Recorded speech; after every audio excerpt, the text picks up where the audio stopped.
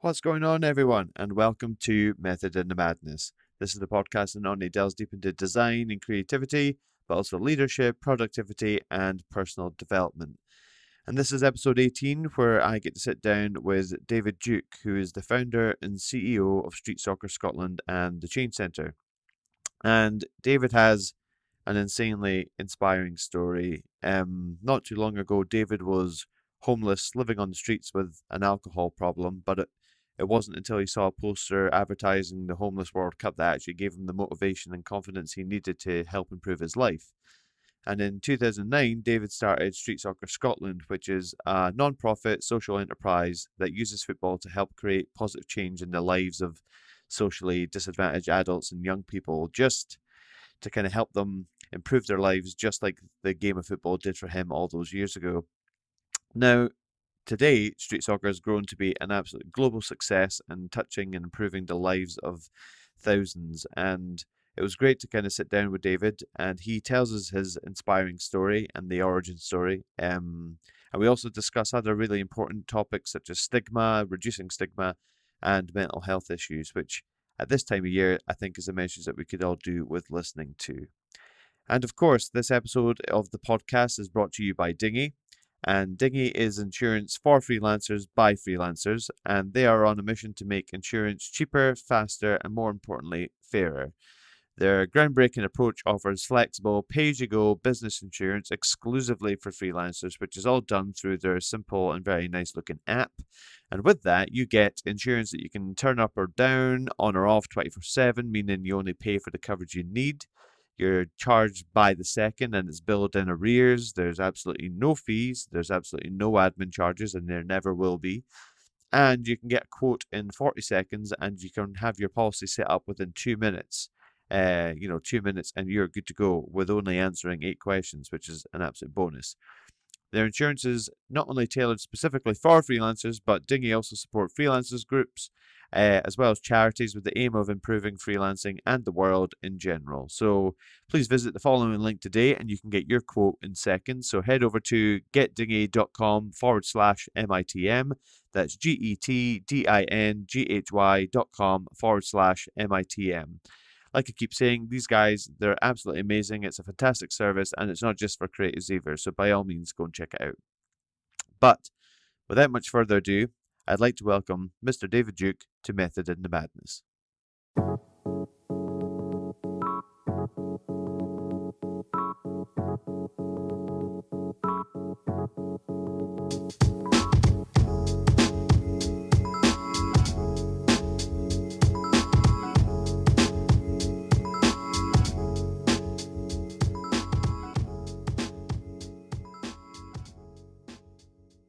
David, thank you very much for coming on the show. I think you are going to be the Christmas episode after all. So Mr. David Duke will be ringing in Christmas on Method in the Madness. Great to be here. And the David Duke of Street Soccer Scotland, not the other famous David Duke. That'd be a bit of a weird Christmas message. Yeah, that's a disaster. Yeah. I need to change my name. It was fine here, but it's in America. People like they just kind of take a double take. Like, no, I'm from Scotland, mate. For those listeners who are maybe not aware, you are the founder and CEO of Street Soccer Scotland, which is a non-profit social enterprise that centres around football to kind of help make positive change in the lives of those who are, disadvantaged adults and kind of young adults. You're also set up the Change Centre Scotland as well, which is a new enterprise aimed at kind of tackling homelessness. You have also, if I went through every accolade that I could find about you, that would be a whole episode in itself. But you've received lots of accolades for your work that you've done. You're an ambassador, and sit on the board of many different initiatives. And you were awarded an MBE, which is quite a big list of different things attached to your name for certain. But it wasn't always that way. Which many people would know about. But like, many kind of different entrepreneurs and founders of businesses, street soccer was born out of like a personal experience, but in your case, not a very easy one. Would you mind kind of given us a very Yeah, quick, or like, yeah, as detailed as you want, kind of run through of your personal journey up until yeah, this point. yeah. And in terms of you were saying about awards and stuff like that, it's definitely not why we do what we do here. No, totally. Because it's all about the cause as opposed to the applause. And it's the rewards that we get. The award we get is the fact that we're working with people and we see people kind of changing. And we see people moving forward and kind of really kind of achieving goals. And even just like from when you meet someone, their head's down and they can hardly look in your eye just because they're so kind of low or anxious or kind of down. To be able to see that to kind of turn into a smile. That's the only reward or award that we look for. And then it's all about the players. Yeah. But yeah, so Street Soccer Scotland was set up in 2009, and as you mentioned, there was a kind of story, a backstory behind it. I grew up in Glasgow, in Govan. And Govan's is a great area, it's a great community, but it was really kind of challenged by the kind of decline in industry. Shipbuilding the Aye. shipbuilding yards was a major part of the economy in Govan. And probably from kind of 90s it kind of started to really decline and shops started shutting and unemployment started rising, and when that happens, other challenges arise. So I grew up, I've got a brother and sister who are both kind of 11, 13 years older than me. And when I was about 13, my dad was a drinker. He was an alcoholic, and the strain of living with someone with kind of illness such as alcoholism, meant that him and my mum split up, and I was just kind of say I was only 13, and I was left with this kind of choice. What do I do? Do I go with my mum, who's kind of moving in with a partner, or do I stay with my dad and try and keep things safe and keep things right? So I chose that, and as a result, I kind of had to drop out of school and stuff like that because I just didn't have the support, And actually, I had a new role in terms of that's okay. I had a new role, which was to try and generate income and survive. Yeah. So from an early age, I'm involved in social enterprise now, but I was probably involved in social enterprise age 13 because I had to create kind of solutions, and to kind of for my own challenge, So I grew up watching Only Fools and Horses, so I was a big fan of Del Boy and Rodney, so I think a lot of my early years in terms of how I generated income was kind of based on watching Only Fools and Horses. So I remember I used to do like pirate videos and stuff like that. Yeah.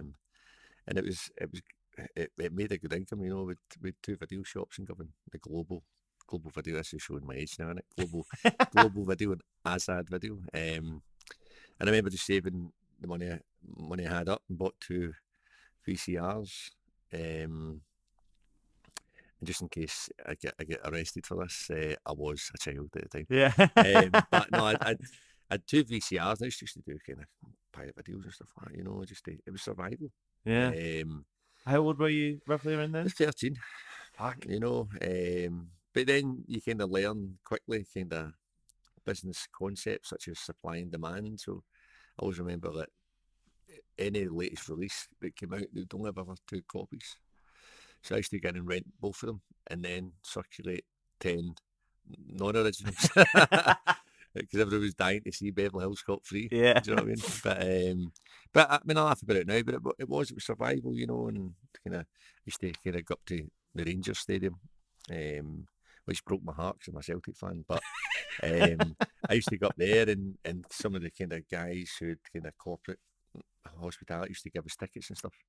See, because it's like when you arrange something, like 10 people, there's always people who don't turn up, so people had spare tickets, so I'd take the spare tickets then sell them on, or like if somebody didn't get in because we were absolutely steaming, Yeah. the stewards would kind of confiscate their tickets, and I'd got with my wee big brown eyes down.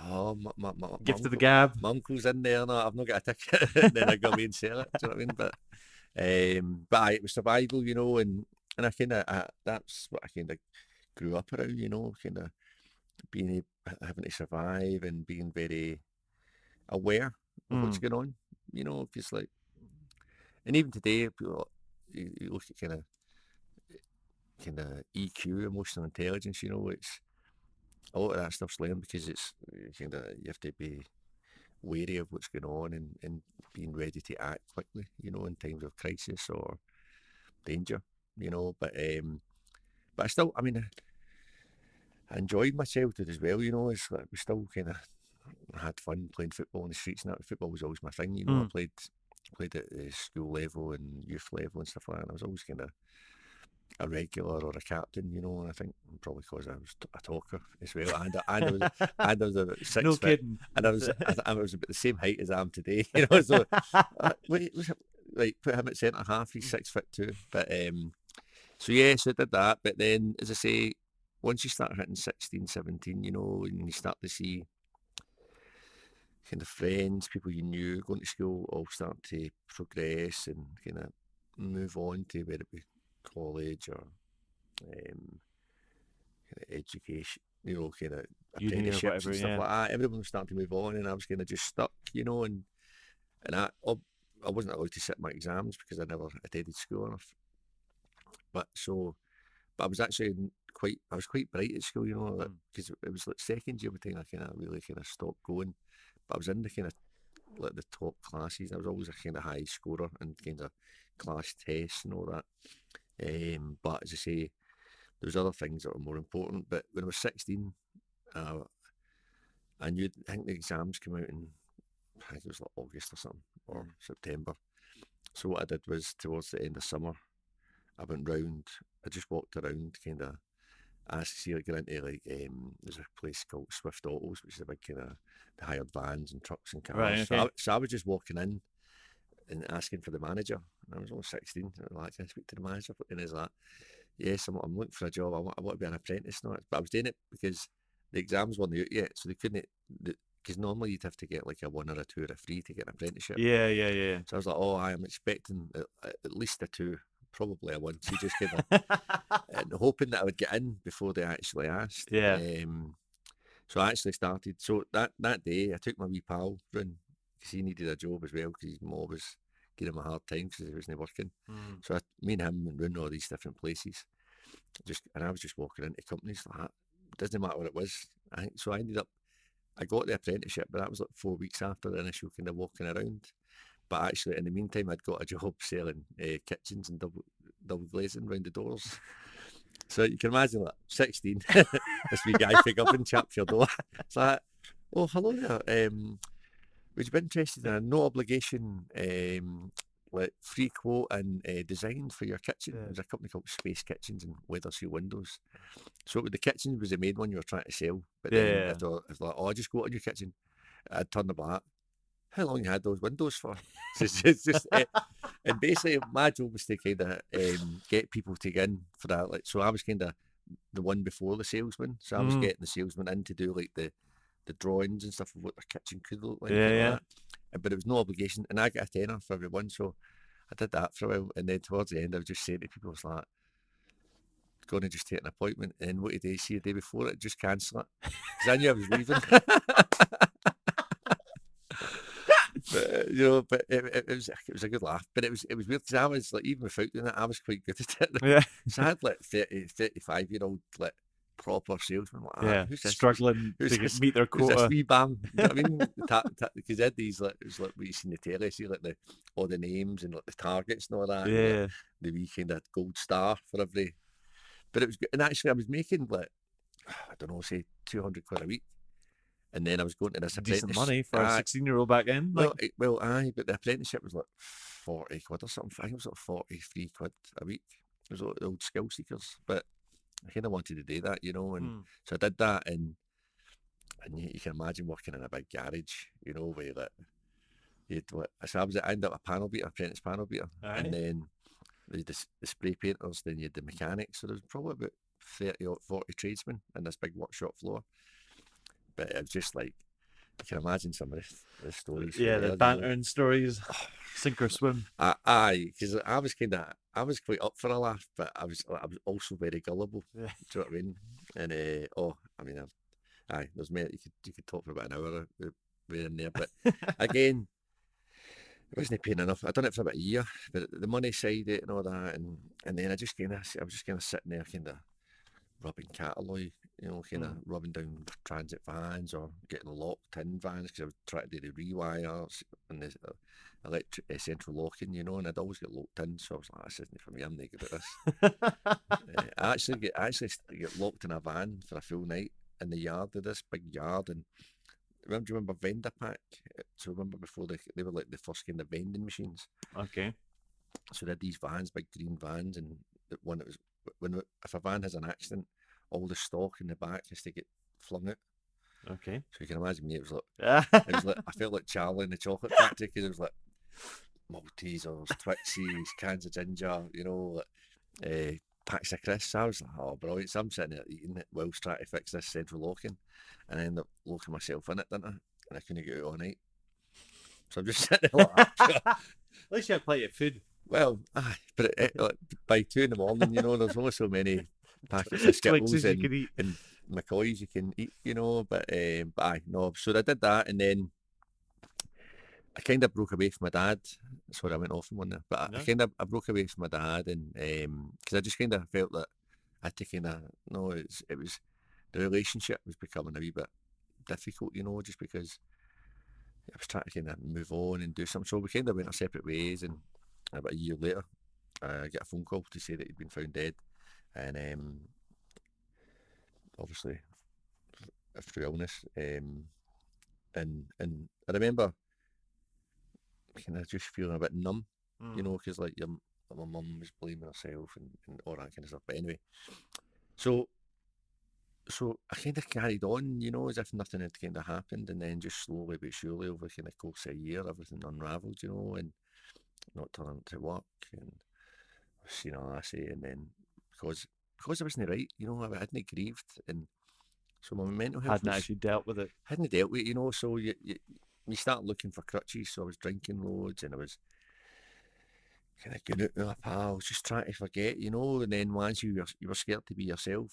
alone in your own head, because you start to kind of get sad or grieve, and I was trying to block it, I blocked everything out as a kid, and then just as I say, my behaviours just led to me kind of losing my job, no turning up for work, and then when you don't have any money to pay, I was renting a private let at the time, couldn't afford the rent, so I kind of avoided that, and then I got evicted, and then, as I say, I could have went back and got support from my sister or my brother, but I think because I was kind of self-sufficient for like 13, Quite at a young age. so I was quite embarrassed about what had happened, I was quite probably stubborn. So that's when I end up kind of coming into kind of homelessness, and first kind of few weeks, months, I was kind of outstaying my welcome everywhere I went, and just kind of try to survive again to the point where I just I'd ran out of options. And I remember bumping into a youth worker on the street who had who actually I knew. She was kind of a few years above me at school, and she says, look, you need to go to the Hamish Allen Centre, which is a centre for homelessness. Right. And that was me kind of in that kind of system as such, and I was staying in all these kind of big kind of council run hostels and stuff like that, which were very dangerous, I was a wee guy. What age were you? So I'd been probably at 20, 21 at this point, 20 maybe. And it was just, it was just scary. It's like... That's really young.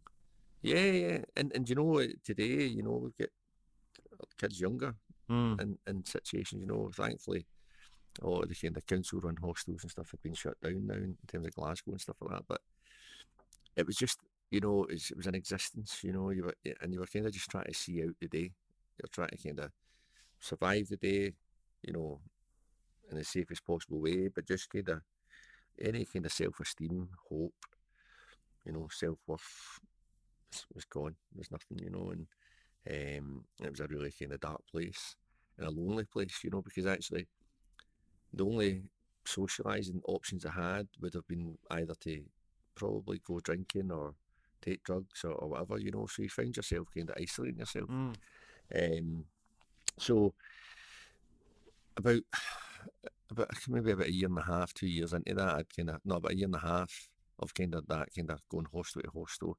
I managed to get into a young person supported project, which is you were still homeless, you know, but you had there's like 32.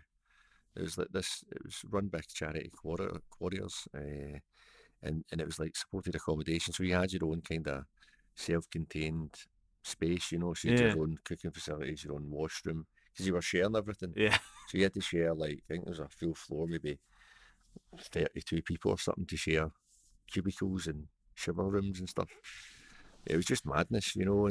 Um, and then I went to this place, you know, the Quarriers run, and I had all that kind of in house. So straight Mm. away I had a wee bit more independence, but also with support workers, you know, they trained support staff to help you maybe through whether it be trauma or anything that was going on. They were there to kind of support you. So that started me to put me in a lot safer place. Mm. But I was still, you know, I still wasn't right. I was still missing something. And then one day there was a poster up in the foyer advertised a tournament which was being run by the Big Issue magazine. It was like a Glasgow tournament for kind of the hostels and stuff like that, and it was like 16 teams. So I ended up being down there we formed a team from the James Shields project. Got to the final and stuff like that. But that tournament was also to try and find the first kind of Homeless World Cup team. All right. Or the second Homeless World Cup team, sorry. The first one was held a year before that, but this was 2004, and the event was in Gothenburg. And from there, I met Ali Dawson, who was ex-Rangers captain, who's a close friend today and colleague at street soccer. And he says, look, I want to kind of get you involved in this team that I'm trying to put together to go and play for Scotland at the Homeless World Cup. And it was like kind of 3 months away. I was like, cool, I'm up for it. I mean, to be honest, but I was that low, I almost never went to the football because my confidence was, you know, it's like, you just don't believe in yourself, you just don't have any of that, you know. But I went, I was kind of forced to go by the staff. And then for the next 3 months, something was starting to change because I used to wake up having nowhere to go, nothing to do, you know, and suddenly on a Tuesday and a Thursday, I had a game of football with a coach who became a role model. And that got me out of the hostel, you know, it got me kind of, on a Monday night, I'd be staying in, you know, I wouldn't be kind of interacting with anybody who was drinking or it. I was just kind of making sure I was good for football. And then I go to football, you know, as we know, you know, when you exercise, you know, the good stuff you get from it. Are we still drinking at this point? Or? Yeah, I mean, when you're in that situation, you're just trying to get through, you know. So I mean, you do anything to get the days, make the days go quicker, you know. And there's a lot of people in the same condition, you know, and because a lot of people have experienced trauma, and often drugs and alcohol are just a crutch for pain, you know.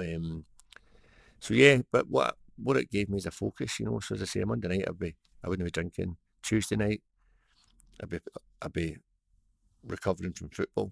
So I'm sitting there happy but knackered, if you know what I mean. And the last thing I wanted to do was put kind of bad stuff into my body, and then the same happened on the Wednesday night and the Thursday. So I was starting to kind of build up a healthier rhythm, you know, and because I was getting healthier physically, obviously mentally I was as well.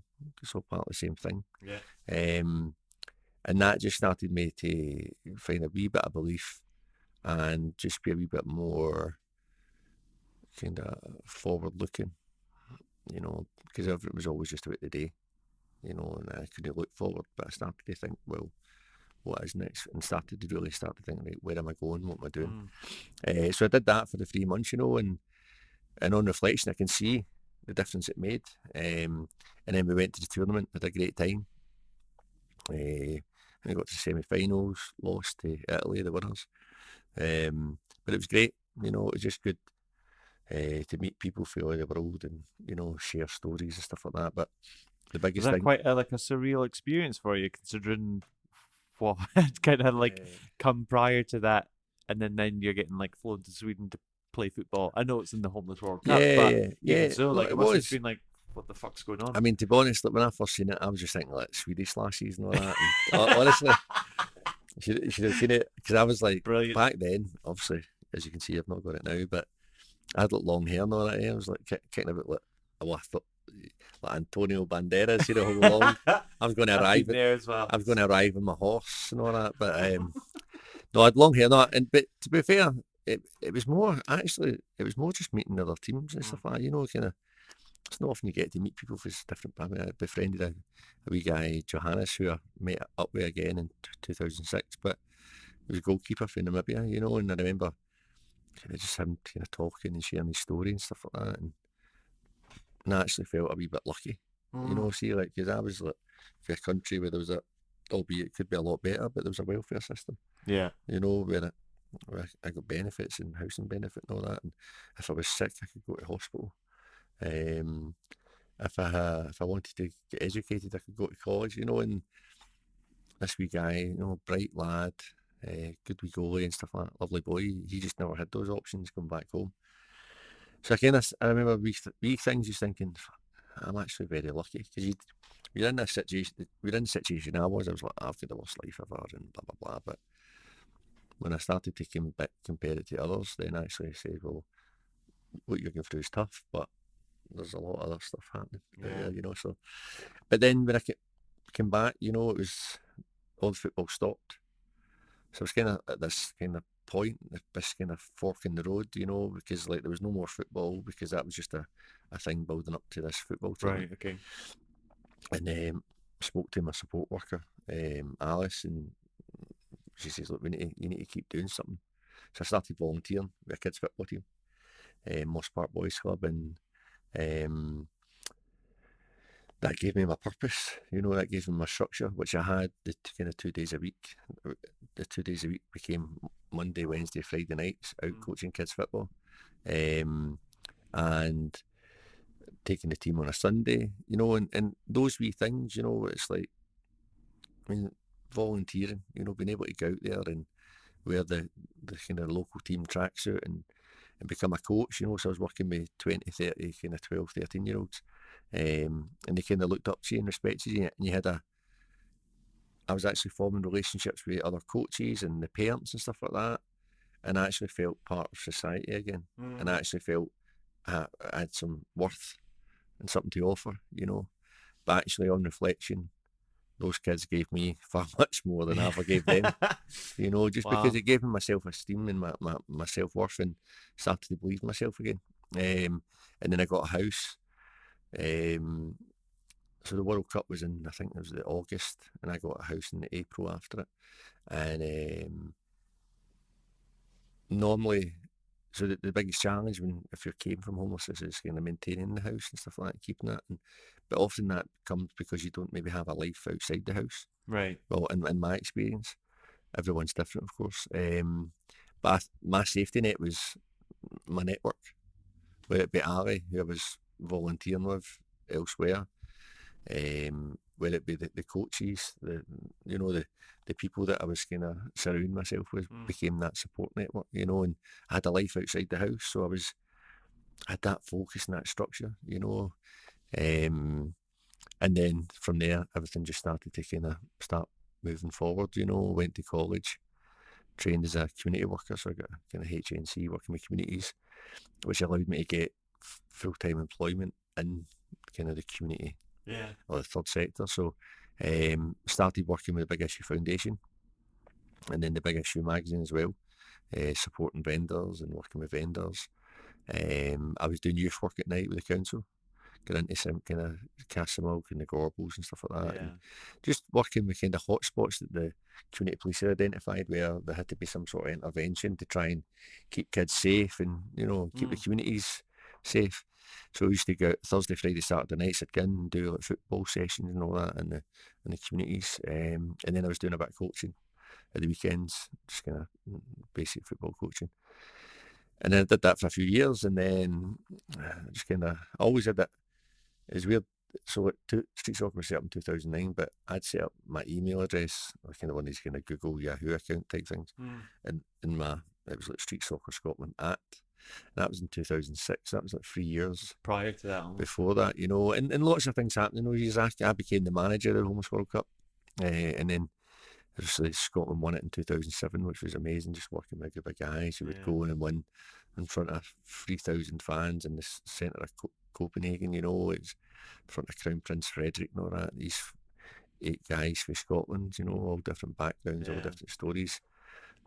Massive underdogs, went on to lift it. Get it. They I think they were ranked 33rd in the tournament and they became champions. Just wee things like that, which is just amazing.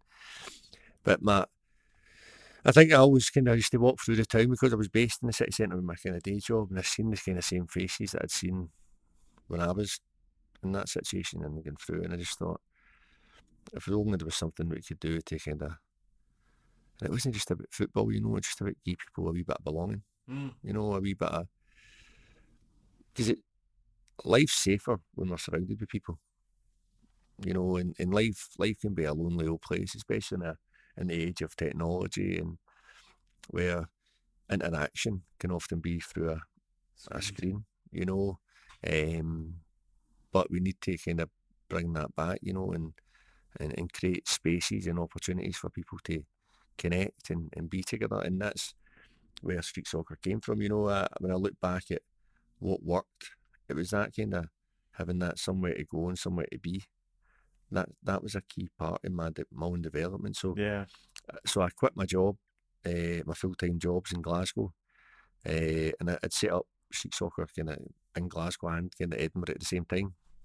And because Glasgow could run itself, because I knew everyone, I knew all the services, but I knew absolutely no one except for the Homeless World Cup Foundation in Edinburgh.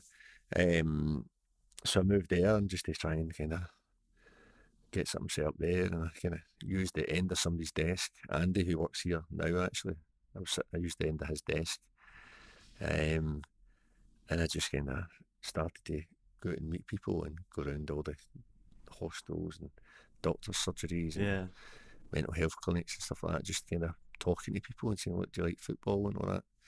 And it just started to grow. It started to, because what happens is when one guy is in a Salvation Army, he comes down and he starts having fun and he enjoys it, then he starts speaking to his peers, his pals, and then before you know it, there's 3 or 4 of them come, and that was just that's kind of how it started. People started, just kind of spread, and that was kind of 10 years ago, and today we're all over Scotland. We've got, I think, something like 40 weekly programmes run, in a whole range of areas, so it's not just kind of, so the Homeless World Cup something is what we do, so we represent Scotland at it, but our offer is wider, so we kind of more focus on exclusion, so anyone who's kind of socially excluded, because if you look at social exclusion, kind of mental health, addiction services, criminal justice, homelessness, that all kind of usually fits under that social exclusion. So we try and make it for all. It's but yeah, it's been a journey. It certainly sounds like it. Like when you were starting, like you obviously quit. You have been homeless. You then had jobs, and then you're quitting your jobs to start a social enterprise. Like what? Like were you ever worried or like that it just wasn't going to work? Did that kind of cross your mind at all, or were you just kind of laser focused by that point actually because you had the motivation to do something? Yeah, I mean, I'm getting old. I can't remember now. But no, I think sometimes you just do it. You get that feeling. Timing's everything. Yeah. I'm a big believer that everything's about time, and if you can choose the right time. I just thought for me, I'd kind of progress as much as I could probably in my own job, and maybe I kind of wanted to do more. And I kind of just, as Dale Boy says, he who dares wins, innit? But no, I just did it, and I had a great support network, guys like Mel Young and stuff like that, who set up the big issue and stuff like that. And so no, I had a good network and a good support around me, and I just kind of did it, looking back, took itself off almost, like started growing arms and legs. Well, I mean, for the first year it was tough, I was still working part-time, like, as well as doing street soccer, because you need to kind of generate income. But yeah, I mean, it's one of these things, I think people just got it. So so the players were enjoying it, and they still do, hopefully to this day. And there was change was happening. And then I think from outside of kind of street soccer, in terms of whether it be kind of governments, other charities, corporates and stuff like that, people kind of got it. You know, it was there's not there's nothing kind of scientific. Well, I suppose you could say some of it is, but you know, there's nothing fancy and scientific about what we do. We create spaces that people can come together, and then we provide a kind of area of support around that. You know, kind of that whole kind of, if somebody's needing access to certain pieces of support, we allow them to access it by either through one of our team members or other organisations by signposting. You know, so it's. But the big thing is about keeping people safe and keeping people happy and keeping people together. That's your kind of key thing. And is that kind of where the change centre stuff came from as well? Yeah, I mean, change centres are kind of almost like a street soccer level 3 as such, you know, because the street soccer, so within the offer at street soccer, as I said, there's the engagement stuff, which is come along to the free football sessions, and then you can access support there. We've got our education, our personal development, our volunteering. But we are a relatively small team based on the numbers of people that we support and serve. And then I think it was probably 2.5 years ago that I started to kind of have these ideas around, right, what does it take? How can we, because we know that, I'd say 35,000 homeless applications every year, and then a kind of big amount of that is repeat homelessness, so people who have maybe been homeless, they've kind of been resettled and then come back, so there's that kind of constant cycle.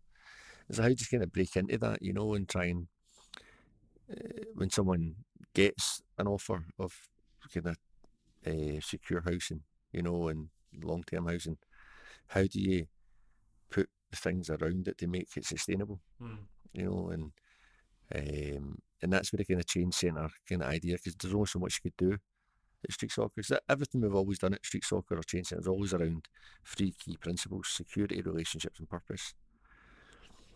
So if you look at that, everyone needs that. Everyone, whether it's yourself or anybody listening to this, you know, if you look at your own life and say, right, where do I get my security? Where do I get my relationships? And where do I get my purpose?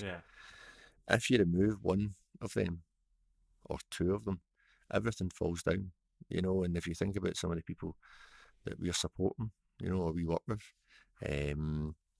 that's very much the freedom we're often missing.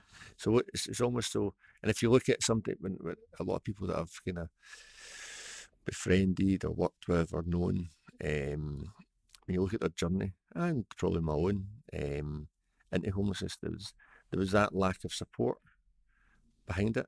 You know, because if you had a 20-year-old son who kind of moved to Glasgow, studying, you know, sharing a flat with his friends, he's got a job on the side to can help him pay his rent and food and stuff like that, and then he loses that job and he can't afford it anymore. What happens? You step in, he either moves home or you give him the actual support he needs till he gets on. But there's a lot of people who don't have that. You know, if you look at the number of children in care just today in Scotland, you know, it's really high. So there's a lot of people who go through life without that security and that support, that when things go wrong, they don't have a safety net. They don't have a safety net. So often that means that you're kind of going on this kind of painful, traumatic journey alone.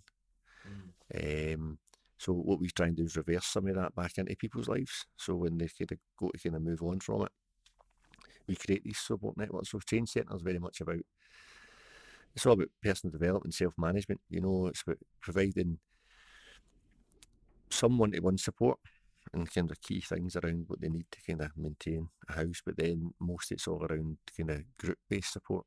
So group-based activity for building up new relationships, which can take place as part of, which could be a street soccer session, could be something else, and then group-based learning. So that could be volunteering in the community, or it could be work-based training, you know. But these are the things that you need, because everybody needs to socialise, you know. Your networks and stuff like that are always created by what you're doing and how you're connected. Here's like business. If you're if you're starting up a business, it's not going to go anywhere if you're stuck in the house, not Getting connecting out and there, yeah. networking. But it's the same as a human being. You know, we need to connect. We need to engage with other people, because that's where you find opportunities. I mean, most people are kind of working today is probably because they know somebody. Yeah. They know somebody there, or they were connected to an opportunity through their network. So if you don't have that network, how can you grow? How can you move forward? And even like relationships, you know, most partners are found through someone you know, Yeah. albeit Tinder kind of. But for what and I'm not on any of them, but I think they're very much short-term relationships. Yeah. But your most long-term relationships have came through building a relationship with somebody. Yeah. And that's came through somebody you know, because there's trust. And I'm proper going off tangent here. No, you're good. You're good. Like I don't want to dwell too much on the past, but like how, like obviously you were homeless, but did you have like a particular moment where you thought I need to get something changed here? Like Every day. I mean, it's not a case that it's like I didn't wake up and say, right, I'm going to have to change my life. Every day you wanted to have something better. And it wasn't even like, the ambition wasn't to run an organisation or, you know, employ 25 staff or whatever it was. Yeah. Your ambition was to just Get have something yourself better. Just have normality. And actually, we did quite a lot of research and stuff, and we did like a kind of hothouse, kind of almost like a lab where we kind of tried to learn more about homelessness and everything else. And we took kind of 50 people who were either experiencing homelessness or had previously experienced homelessness in the past. And the last question on this kind of learning wall was, what does better look like? And it was normality. Yeah. It was friendships. It wasn't actually a house. Because a house is something that we should all have. Yeah. Do you know what I mean? But a house is not a home if you don't have a life around that house, you know. Imagine sitting in a house all day. Your home becomes a dungeon. Oh yeah, I can't Because, stand it. do you know what I mean? You're sitting there all day, you've not, but you know that when you've been out all day, whether working or volunteering, and you come back at 6 o'clock, and you're like, you stick the kettle and have a cup of tea, put your feet up, then it feels like home, and you appreciate it. But if you're isolated and you're lonely and you're stuck in that house, it's a horrible place. And so the whole thing about street soccer is, how can we bring people together more? Yeah. You know, and if you look at mental health, you know, mental health's an isolator. You know, mental health tells you to stay in, tells you to avoid people. But actually, being around people is a solution. Yeah. You know, it's the safest place to be. Because like I mean, a lot of the time, especially when it comes to mental health, and people who are anxious or they don't want to go out, and it's a scary prospect. But like, you know, holding yourself up in your house and kind of getting cabin fever is the worst thing you can do. Because you're sitting in your own head. Yeah. And that's why things that, as I say, and it doesn't have to be football, anything that allows kind of people to kind of connect to each other, you know, it's and that camaraderie. people, honestly, people are and I've experienced mental health as well. Everyone has, you know. Well, it's like any other health. Like it's like fitness in general. Yeah. You have mental Well, fitness as well. You need to keep on top of it. Otherwise, yeah, one day it'll all fall apart. well, that's it, and it's about how you treat mental health as well. Because what kind of annoys me is, and it's getting better, the whole kind of stigma around it, you know. And because I always remember kind of we used to say to some of the guys that we talk about mental health, it's health. You know, you don't need to. You can call it mental health if you want, but actually it's just health. Yeah. Because so if you think about one of your players, if he'd a knee injury, what do? You go and you tell your coach. Why wouldn't you do the same if it was up here? You know, because it's all part of the body. You know, and then like, I know people who have been spent time sectioned or in hospital under mental health. And then when people say things like, "Oh, I've been sectioned," it's like, right? And you're thinking, well, what's the difference with that or being in hospital for 3 weeks getting knee surgery, or, you know, people are admitted to hospital every day for a number of health reasons. That's just one of them. You know, and there should be no difference, and we shouldn't treat it any different, because what you want to get to the point is it's easy to speak about it. You know, and you don't feel that need of people will judge me. Because that's what he tells you. I don't want to say it because people will judge me or I'll look weak. But if you hurt your knee playing football, I walk about. If I've got the cold, I tell everybody. People phone me up. They're like, how you doing? Oh, I've got the cold. You know, it's old man flu. Aye. Man flu's the worst though. But actually, when people say how are you, rather than saying the cold, so actually been struggling a wee bit. I just I maybe need to kind of have a coffee. We just have a chat. Because again, talking is a great therapy. You know, you know what I mean? Because if you keep it in here in your mind, you know, it starts telling you, coming up with saying solutions. Oh yeah, it's weird. It's kind of, you just go over it a number of different times, and each time you come up with a different solution. And it gets worse, and it gets worse, and actually it's nothing. You know, because see, once you talk about it, then you either allows you to break it down, and what the challenge is or what the problem is. You know, and I always tell a story. I always remember, and it's just that way. Like, depending where your head's at, you can see things more negatively. So I remember walking down Leaf Walk, and a guy I know, and I was waving at him, and he absolutely patched me, right? And I'm walking around like that. That's nice. So that's and that made me feel bad. But actually, he had his headphones in, and he never heard me shouting, and he's blind as a bat. So he actually couldn't see. And see, I mean, you know what I mean? You're just walking down, you've got headphones in, like you're just tuned in. You're kind of. But so it was an honest thing, you know. But you can take that the wrong way, and if you think about it too much. It's like one of these things that within any kind of conversation that you have with anyone, you don't know what kind of day they're having or what's maybe just happened to them. They maybe just found out that a bad health scare or lost their job, or something even way less than that. They've maybe just been told that football practice is cancelled tonight, and they were looking forward, and it's just like so they snap at somebody. You have no idea what's going on. Yeah, I mean, I just think it's we just need to make sure we keep on top of it, because it's not just. Also, we know it's a big issue for men, you know, and I think the reason that is because as guys we don't talk as much. Yeah, a lot more stubborn. Women are more open around feelings. I'm quite open, and just because I need to be, you know, just in my journey. But I sometimes I think the reason they say it's kind of more prominent in kind of men is because we don't talk about it. Yeah. Whereas ladies and women kind of often chat, you know, they kind of do it more naturally. Because everything comes from feelings. Whereas we're like, oh, I'm all right. Yeah. I'm all right. And also the fear of, again, like getting slagged or being judged or whatever it may be. But really, like, if you reach out to your mates, if they are actually mates, then they'll always listen. But it's just like, and I think it for the first time is always the kind of like, oh shit moment. Yeah. So we just need to be able to kind of have that space to talk, you know, because it's before it's too late for some people as well. You know, it's so many heartbreaking stories, you know, but we just need to be. I mean, I just think as a society we need to be more connected, because like even I've been living in Edinburgh for 10 years, and I can't tell you, I don't even know any of my neighbours' names. And I'm quite chatty. I think I kind of know some of their names, but you know, it's like we don't really take the time out to say to your neighbour, "Are you all right?" Yeah.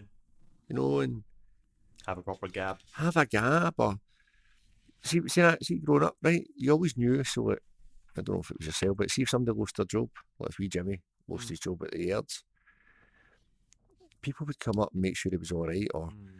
Like old Pat for number 11 would make up a big bowl of soup, take him up, you know, make sure and we looked after each other. But now it's like we just leave ourselves to our own devices, or because we're too busy it's all our communication's done on a phone. Yeah, there's a comedian that I like who talks about, like, back in the day when the doorbell rang, it was like like somebody's come to visit us, and it's like a happy moment. Well, now the doorbell rings and it's just like, who the fuck is that? Like, and then you're like on, like, you know, SWAT watch. You want to pretend you're not in because you can't be arsed with them. And it's just and I suppose that's where if you look at communities, I mean, I was saying to you offline there, I was talking about Namibia and stuff like that, and I've kind of done a bit of work in some parts of Africa and stuff like that, and everyone's happy.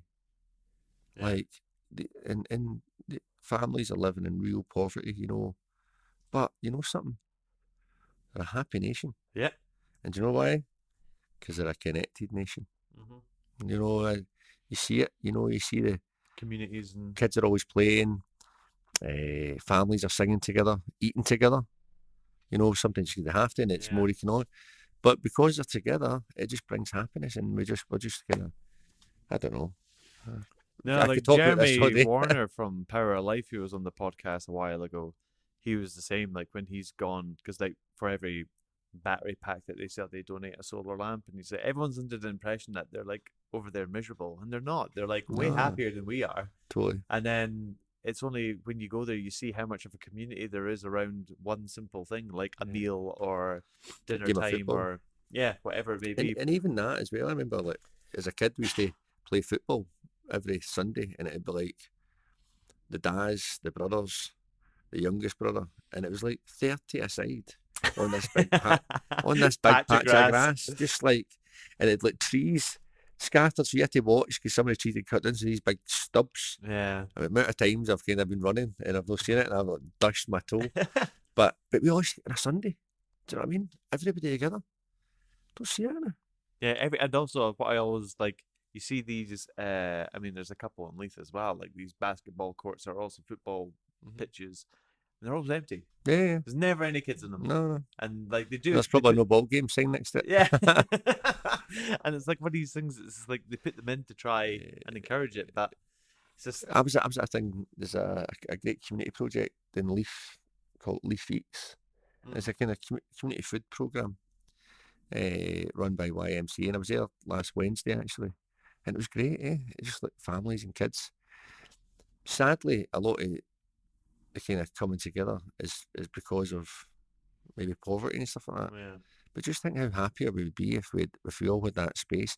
I've got a happy hour right from 9 to 10 on a Monday night. I call it my happy hour because I play football from 8 to 9, right? And then after that, some of the guys get together, maybe a couple get a pint, a couple have a juice and all that, but we just have a chat about the week in football or whatever. what's happened, just random crap where we reminisce about 90s techno. But that's my happy hour. That 1 hour after football with my mates. But when I first recognised it, I used to walk past the Leaf Links, and I was just walking by one night. I was just smiling. I was like, why am I smiling? What's that all about? How dare you smile? But I was just like smiling and laughing to myself. I'm like, I'm really happy. And from that night, I actually make a point of recognising when I'm happy, because I think sometimes we dwell on when we're not happy or we're sad, and that's fine. But as long as we spend the same time celebrating when we're happy, and I think if you get that, then you find a wee bit of balance. Yeah. And then you look for happiness because there's loads of things that make you happy. Yeah. And it's like a drug in itself. Yeah. And it's like, okay, how can I make myself happy? Music. And it's recognised. Whatever it may be. Yeah, but that happy hour for me, 9 to 10, is just like, it's brilliant. I feel great. Don't get me wrong. 10 to 11's when the aches and pains kick in. So that's probably my unhappy hour after it. But no, seriously, it's I think we need to spend more time as well, just recognising what makes us happy and trying to achieve that. Do you ever wonder what might have happened if you didn't end up homeless? Or like, did you have anything when you were a kid that you wanted to be when you grew up, or? Because like in it some changed ways, every year. obviously, like being homeless is the catalyst for it all. And well, I remember I was doing an interview recently with Stuart Cosgrove. It does the off the ball stuff, and he was interviewing me, but he'd asked me a similar question. It was like, are you kind of glad? Like, you're homeless. Yeah, and a kind of similar question. It was a difficult one to answer, and he said the reason he asked was because he once interviewed Stevie Wonder, and it was a kind of similar question. Yeah. And he actually says, I wouldn't change anything because I'm the happiest I could be. Yeah. you know. So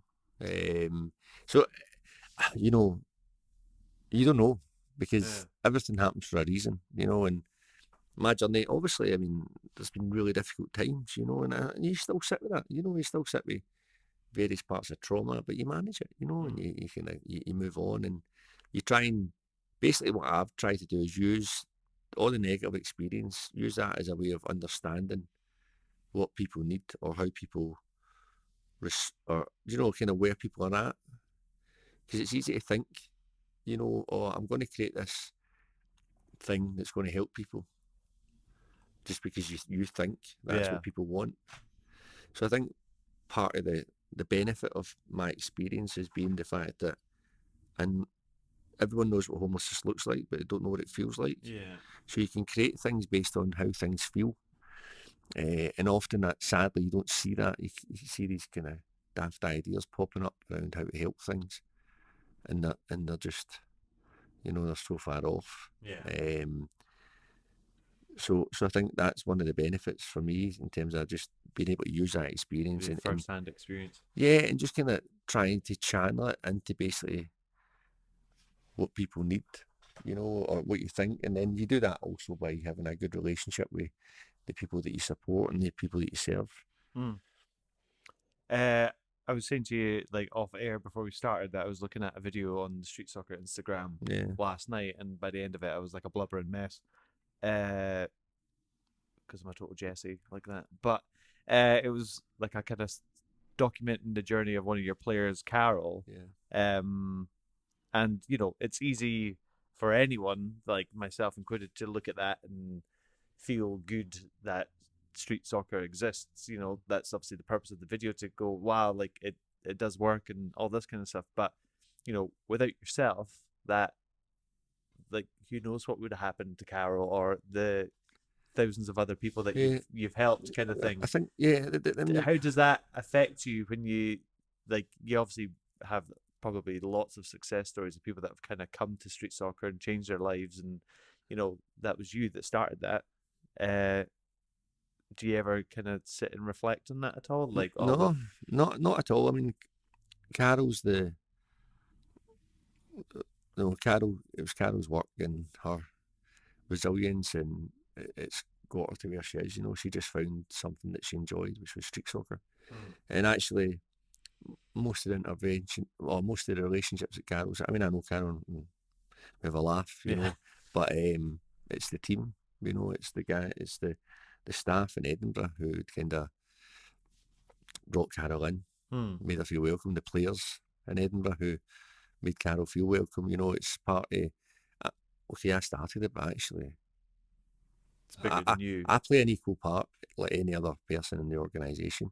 You know, it just so happens that I'm the founder, but we're very blessed to have a team of passionate people who continue every day to kind of take actually absorb people's trauma Yeah. and people's experience, you know, and carry that, but still kind of move on and keep going, you know, because that's the front line, and you know it's very tough, but it's a team thing, you know. Mm. If it wasn't for you know um, the players coming along, people sponsoring, people supporting, people coming to our gala dinners, people you know volunteering, people uh, offering pro bono services, it's a massive collective, Mm. you know. But I, I know what you mean. I never think about it, to be honest. I just feel lucky to be part of this organisation, you know. Yeah. Um, and the only reason I'm CEO is because I set it up. You know, I would never, no one would ever get that title anywhere else. Do you know what I mean? But no, I'm very lucky and that I've kind of managed to build a good wee team, you know, and it's getting bigger. Certainly is, that's for sure. But I think the it's obviously now, as I say, it's 10 years Street Soccer's been going, so that's 10 years longer. Every year is longer since I was actually homeless. So one of our kind of what we've tried to do is make sure that a big chunk of our team are former street soccer players. So just hired another two coordinators in Glasgow, for example, both with lived experience. You know, a lot of our team have been kind of former street soccer players who have then kind of came That's out lovely. the other side. But what that means is the kind of it keeps it real. It keeps it. It keeps Well, it. yeah, you don't It, get jaded in any way because you kind of yeah, forget. yeah. Like, not that you would. No, Like, obviously, being never. homeless, I don't think anyone would Yeah, forget about being no, homeless. no. But But what it does, it keeps it relevant as yeah, well. So because the reasons behind homelessness sometimes change, or some of the challenges people well, are it's like as facing. you were saying, like technology over the past 10 years has probably influenced it. Yeah, You know, Airbnb, things like that. when you were homeless, you like iPhones probably weren't around. No, Like, I don't know. Did I have a phone? I can't remember. it was like back in the days of top ups rather than monthly Yeah, WAP, contracts. And that. WAP. Is it WAP? Is it? yeah, A BT selling it. No, it's yeah. I mean, hopefully, I mean the chat. I mean, poverty is one of the biggest things in Scotland, and we need to. yeah. It's a big challenge, and I sit, as you know, I sit on some of the task force at Scottish Government and stuff like that. So there's a real collective movement to end homelessness for Mm. good in Scotland, and I I think remember. I know it's not a necessarily direct correlation to poverty per se, but I remember being at a TED talk a few years ago now, and out of all kind of major cities in the UK, Glasgow was the highest for people not to have access to the internet or something like that. Uh, which, when you think about it, you take it for such like you take it for for granted advantage, yeah, because it's just like it's almost like now a human right to have free Wi-Fi wherever you go, and it's so yeah, rare when you don't. Like you kind of just like, oh shit, like so many people don't have access to like broadband or whatever it may mm-hmm. be, and there was a bit of initiative around to kind of help, obviously stop that for a variety of different reasons. But it was just like, especially like such a large kind of metropolitan city like Yeah, Glasgow, you would never expect something like that, but it proves that how much poverty there still is in Scotland, never mind Glasgow.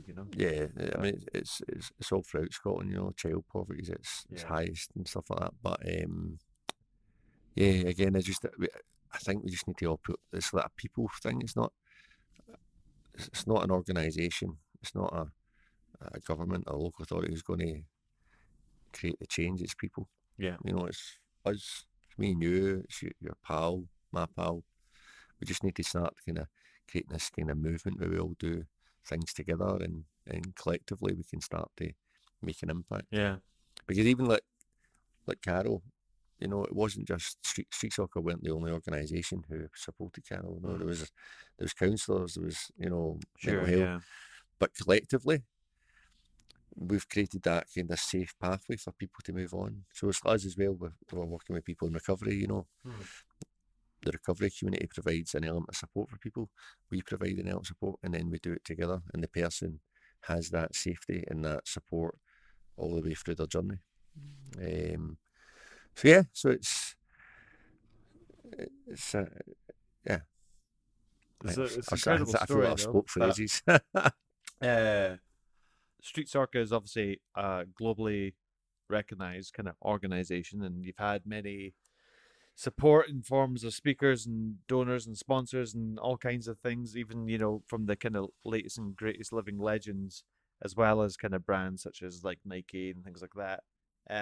Where do you want to kind of take street soccer? Is there like an ambition or a vision, or is it just to kind of keep growing it over and over again? Yeah. I'm just gonna plug in my Mac, but I just realised I've not plugged in my Mac. Sorry, folks. Hold on. Okay. Before it dies. Well, keep speaking. Yeah, Okay. go for it, yeah. The key thing is to make sure that the quality's always there. You can grow and grow and grow, but the most important thing is the quality. Um, I think there's a plug. There's a plug on that wall there. I don't know if that's going to be long enough.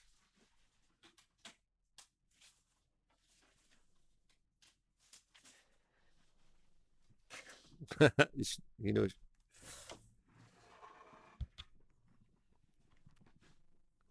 Doing this live, folks. Keep talking, though, David. okay. Yeah. Yeah. So the thing is just to make sure the quality's there and make sure that the services are delivering the best possible service it can. Yeah. But in terms of growth, we're looking at reaching out to some of the more rural parts of Scotland. So obviously we're in Glasgow, Edinburgh, Dundee, Aberdeen, and so on. Looking at that, we're looking at some opportunities in London and elsewhere. But yeah, it's it's to keep going. It's to keep the access there. It's to keep the players engage and create opportunities and experiences for people. It's just for me, it's always about value, impact. Yeah. But I think it's got potential to grow, and as I say, we've got some of the right people in place to kind of do that. So yeah, let's see what happens. And my own stuff, I'm looking to do some other stuff as well from a personal perspective. But coming soon. Well, I need a wee bit of time to think. Obviously, like Christmas time is like you typically see like a large focus on exclusion and homelessness at Christmas time, and then we were chatting a while back, and you kind of said something that quite struck me. Is this like Christmas time is actually, ironically, not in every case. Obviously, everyone's different, but that's when there is a lot of kind of options and care for people to have a roof over their head because there is such a focus on it. But then, like come the new year, that's when almost everyone's festive generosity kind of stops. Like, what do you think we could do to kind of stop that from happening? So it's not just like a tick box exercise for people at kind of Christmas time, just to kind of. Yeah, I mean, I wouldn't stop it from happening. I think it's good that people want to give, but I just think, I think we just need to remember that this is a year-round challenge, so that so you obviously get loads of goodwill at Christmas, and that's great, and it's fantastic.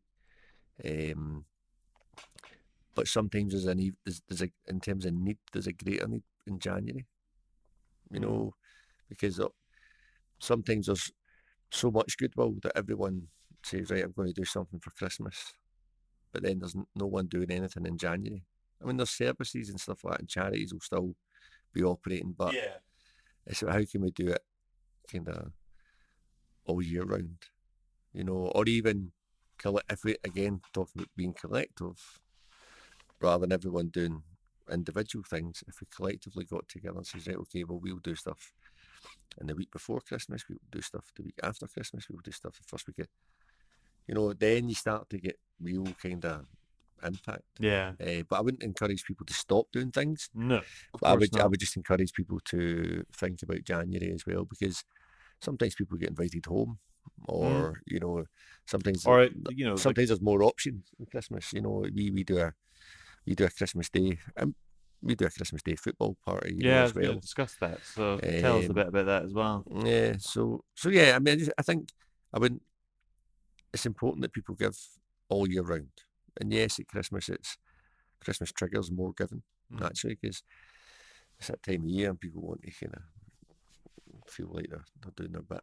But we need it has to be a year round thing, because homelessness is year round. In terms of Christmas party, again, looking at how can we have a positive impact on people who are maybe affected by isolation or exclusion. So we have Christmas Day football parties. Doing it for about 7 years now, actually. So I think it's number 7. So so in Edinburgh, Glasgow, and Aberdeen, doing it in Aberdeen for the first time. Nice. And basically, the format is, as you can see, there's rooms full of Nike hoodies and Nike balls, which are part of the looks Christmas like you've gifts. raided the place. Yeah, it looks like I broke in. But so I say Nike's donated loads of product that we can give out as Christmas Day gifts. But we arrange a big football match, kind of mini football tournament, and then we have everyone gets Christmas gifts, whether it be, let's say, clothing, apparel, toiletries, and so on. And then there's a meal option after it as well. So, so in Glasgow, they're going for curry after it. Nice. So it's almost like recreating a Christmas Day with the family, but doing it with your kind of street soccer family. That's lovely.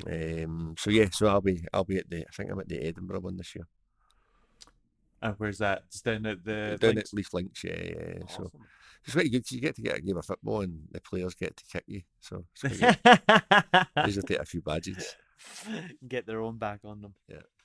Well, David, thank you very much for coming on the podcast. I appreciate you taking the time out your day and kind of sharing your story. It's an inspirational one for sure, but I'm looking forward to seeing what comes next for all your ventures. Thank you. And thank you for being the Christmas special as well. Yeah, I'm sitting here with my Santa suit. Yeah.